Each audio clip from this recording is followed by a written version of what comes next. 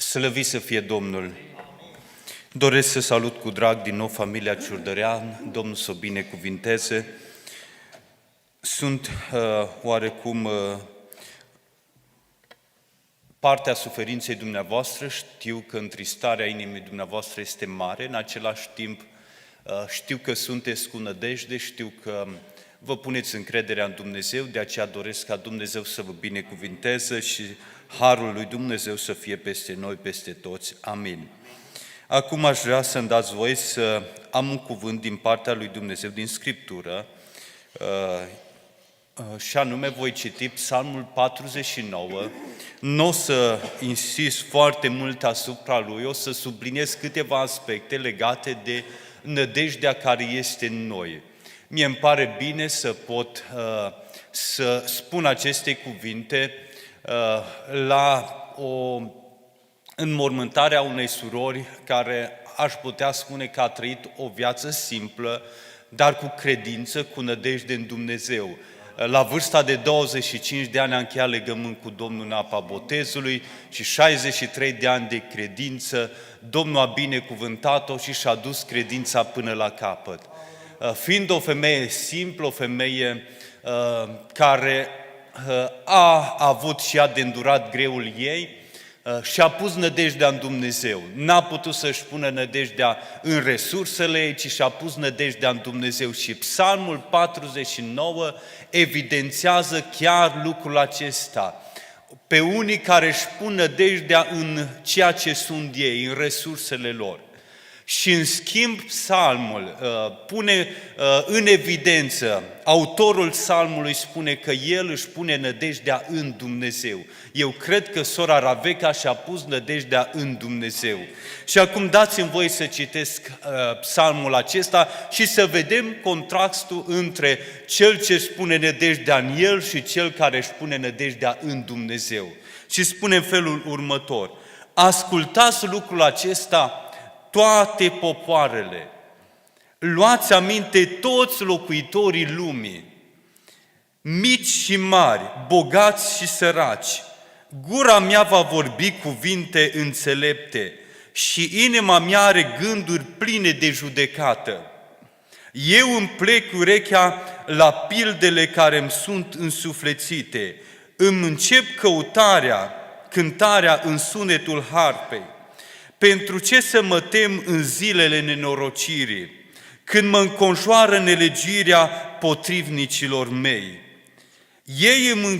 Ei se încred în avuțiile lor și se fălesc cu bogățiile lor cele mari, dar nu pot să se răscumpere unul pe altul, nici să dea lui Dumnezeu prețul răscumpărării.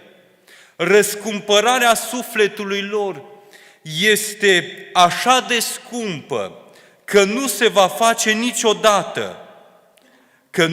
face niciodată, pentru că este atât de prețioasă răscumpărarea sufletului. Nu o să o poată face niciun om. Nu vor trăi pe vecie, nu pot să nu vadă mormântul, da, îl vor vedea, căci înțelepții mor, nebunul și prostul deopotrivă pierd și lasă altora avuția lor. Ei își închipuie că veșnicele vor fi casele, că locuințele lor vor dăinui din veac în veac. Ei care dau numele lor la cetăți întregi, dar omul pus în cinste nu dăinuiește, ci este ca dobitoacele care se taie.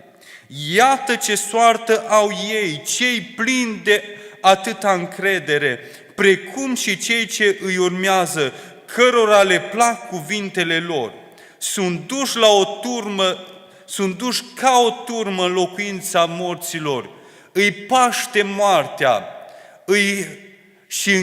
și în curând oamenii fără prihană îi calcă în picioare, li se duce frumusețea și locuința morților, le este locașul.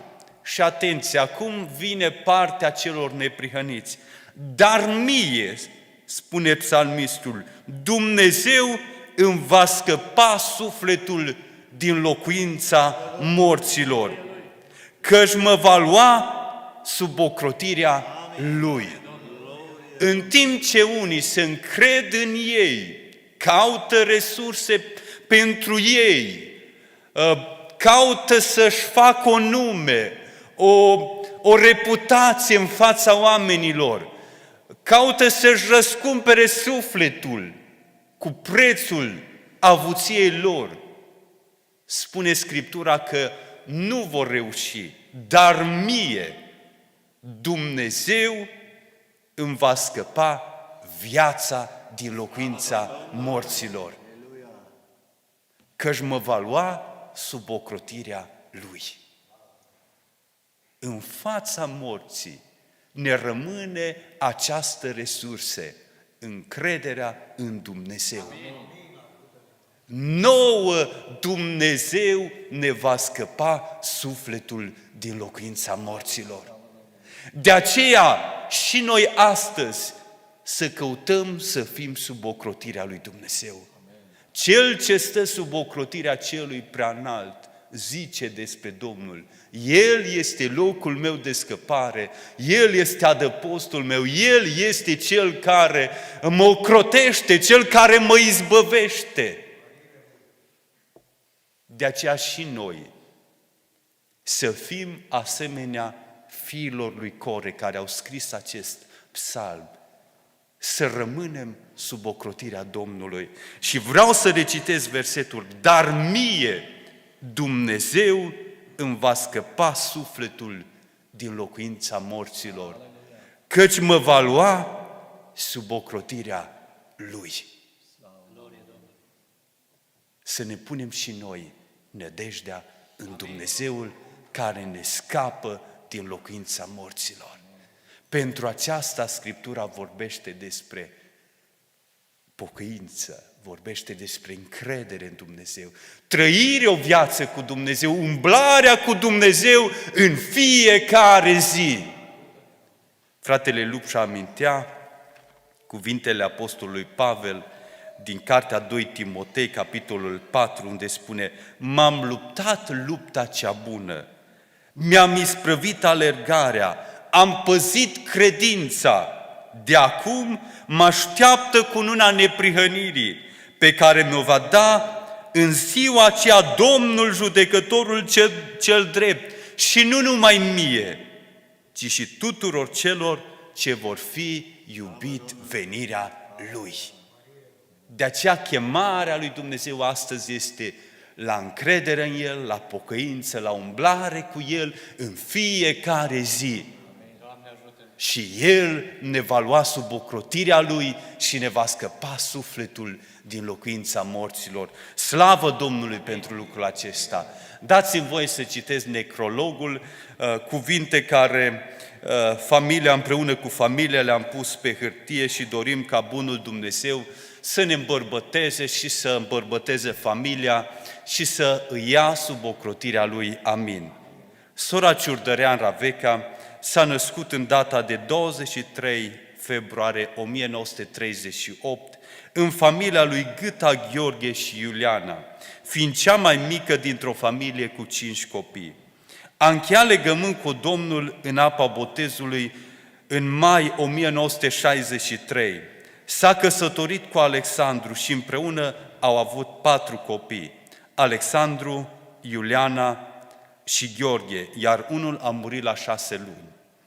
Acum își ia la revedere de la cei 3 copii care sunt în viață, de la Alexandru Sanducu, cum îl cunoaștem noi, cu soția Ludovica și cei 2 copii, Iuliana și cu nepoata Nina, Gheorghe cu soția Marinela și cei 2 copii. Își ia la revedere de la nepoți, de la nepotul Duțu cu soția Elena și cei 2 copii, de la nepotul Delu cu soția Vio și cei 2 copii, de la nepoata Nina cu soțul Gabi și cei 5 copii, de la nepotul Lucian și soția Diana împreună cu fetița lor, de la nepotul Daniel, Domnul să-l binecuvinteze și să se căsătorească, Domnul să-l ajute. Își ia la revedere de la frații și surorile sale, Gâta Ioan cu familia, Boca Ana cu familia, Magda Iuliana cu familia, Gâta Vasile cu familia. De asemenea, își ia la revedere de la verișori și verișoare. Își ia la revedere de la rudenii, de la vecini, de la consăteni, de la frații și surorile de credință și de la toți cei care au cunoscut-o. Amin. Domnul să binecuvinteze familia și noi, împreună cu psalmistul, vrem să rămânem sub ocrotirea lui Dumnezeu. Amin.